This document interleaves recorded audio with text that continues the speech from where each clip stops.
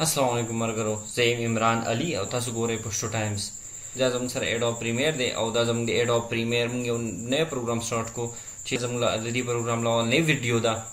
په نوی ویډیو کې موږ زده کوو چې په ایډوب پریمیر کې زموږ سره څه سري او موږ به پکې څنګه کار کوو. مرګرو ټول لاول خو تاسو دا وایم چې ایډوب پریمیر چې کوم دی دا د ویډیو ایډیټینګ چې کوم سافټویر دی په هغې کې یو ډېر ښه ځای لري او ډېر ایډیټران داسې دي کوم چې پروفیشنل پیشهور ایډیټران دي، نو هغوی غټو پروجیکټو دپاره ایډوب پریمیر ډېر زیات خوښوي او خپل ایډیټینګ چې کوم دی کوم شارټس چې د هغوی سره یې د هغې نه ویډیو جوړولو دپاره ایډوب پریمیر خوښوي او کار پکې کوي او خپل ویډیو پکې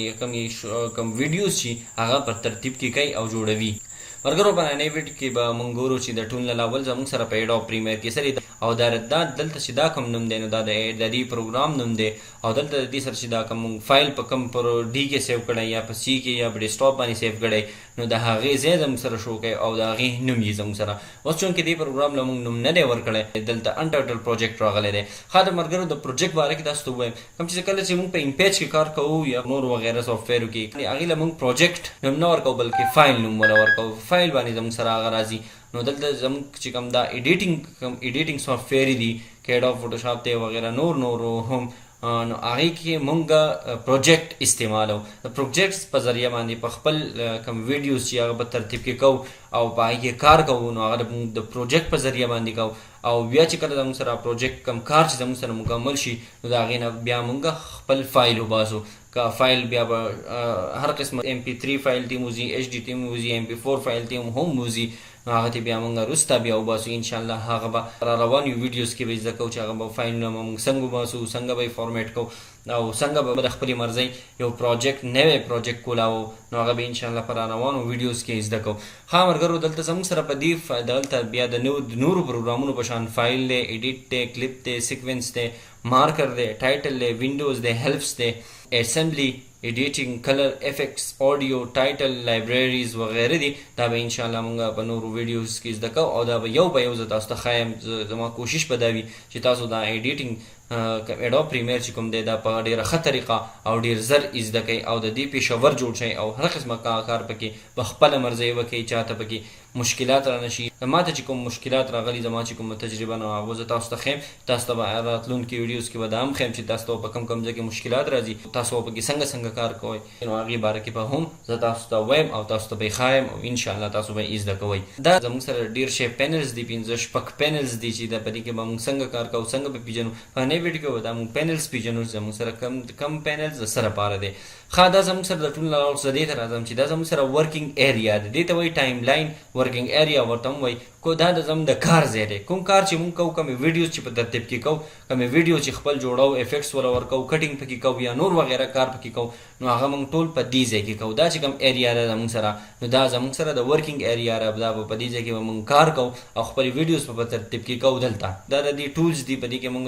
دا ټولز دي دا به مې انشاءالله زده کوو چې دا په دې کې زموږ سره دلته دا څه سري دا په را روانو ویډیوز کې به انشاءالله یو په یو تاسو ته ښیم او تاسو به زده کوئ. دا زموږ سره پکې ټولز دي چې په دې دا ډېر شی ټولز دي. په دې کې به موږ دا سلیکشن ټول دی وغیره نور ډېر شی ټول دي. دا به هم موږ یو په یو زده کوو انشاءالله او ډېره په اسانه طریقه. دا چې کوم ایریا ده دا زموږ سره دا ویډیوز چې کوم شارټس چې موږ ته ښیي دا هغه شارټ دی کوم چې موږ دلته راوړو، امپورټ کوو، د ډیسکټاپ نه امپورټ کوو یا د سی نه د ډي نه وغیره نور څه دغه نه موږ ډیسکټاپ نه امپورټ کوو نو هغه زموږ سره دلته راځي. دا امپورټ کولو ځای زموږ چې کوم پروجیکټ موږ امپورټ کړی په ایډوب پریمیر کې موږ د ډیسکټاپ نه راوړی نو هغه به زموږ سره په دې ځای کې پروت دي. ښه د دې اوس دا ما دلته دا شارټ چې کوم امپورټ کړی دی د دې ځای کې چې کوم دی دا د دې ما ته پریویو ښیي. دلته چې موږ کوم کار کوو، کوم کار کړی یا کوو او لګیا یو پکې او زه غواړم چې ما ته زما کار ما څنګه وکړو په هغې کې کتل غواړم یو پیره یا ډېرې پیرې نو کوم شارټ چې ما راوړی هغه ما ته ښیي نو هغه ما ته په دې ځای کې ښیي. اوس که تاسو وګورئ چې دې ځای باندې زه دا زړه کوم نو دلته ما سره چینجینګ راځي نو دا زموږ دلته موږ پریویو ښیي چې دا زموږ شارټ داسې دی او کوم ویډیوز چې موږ په ترتیب کې کړی نو هغه به بیا چې کوم غواړو موږ وګورو نو هغه به موږ دلته ګورو. دا چې کوم ځای دی دا ځای کله چې یو شرط دلته زما سره پروت دی کوم ځای کې چې زه کار کوم هغې نه مخکې غواړم چې هغه زه وګورم نو چې کله مونږ په دې دا شرط اوس زه غواړم چې دې زه لاول وګورم او نو الو به دې ځای ته راوړم نو په دې چې کله زه ډبل کلیک کړم نو دا زما سره دلته شو شي د دې ځای چې کومه پریویو ده په دې ځای کې چې کوم شرط خو دی هغه مونږ چې وګورو د هغې پریویو دلته مونږ ښایي په دې کې زه چینجنګز کولی شم اخوا دېخوا بره کته بره یې کولی شم اوس زما لیپټاپ چې کوم دی دا ډېر سلو دی نو تاسو ته به یې لږ لږ ښایي او ډېرې نه ښایي نو دا زما د دې ځای پریویو د امپورټ کوم فایل زما سره دلته نو هغه د